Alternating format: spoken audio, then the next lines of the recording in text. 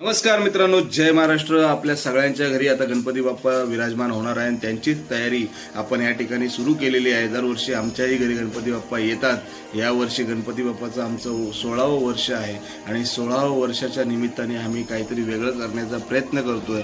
तसंच ह्या वर्षी आमची मूर्ती आहे ती साईबाबाच्या स्वरूपात आहे. आपण बुक नाही केलेली, आम्ही बनवून घेतो. शाडू मातीची मूर्ती आपली दरवर्षी असते. त्या शाडू मातीच्या मूर्तीमध्ये आपण त्यांना सांगतो, दरवर्षी वेगवेगळ्या प्रकारची ती मूर्ती बनवून देतात. त्यांचा नंबरही मी आपल्याला कॉन्टॅक्ट नंबरमध्ये टाकेन. तुम्हाला वाटलं तर तुम्ही त्याच्याकडनं बुक करून घेऊ शकता. तसं पाहू शकता आपलं अर्धं डेकोरेशन झालेलं आहे आणि आता ह्या डेकोरेशन नंतर आपण पूर्णपणे डेकोरेशन कंप्लीट करून आम्ही जाणार आहोत गणपती बाप्पा आणण्यासाठी.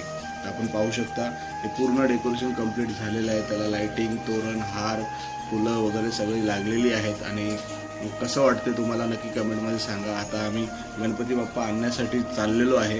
त्याची थोडीशी तयारी आपण या ठिकाणी मकरवरती केलेली आहे. हे आम्ही निघालो गणपती आणण्यासाठी. सगळे जोशमध्ये होते. गणपती बाप्पा मोरया बोलत आम्ही गणपतीच्या मंडळाजवळ पोचलो. तिथे दुकान असतं गणपती घेण्याचं. त्या ठिकाणी पोचलो.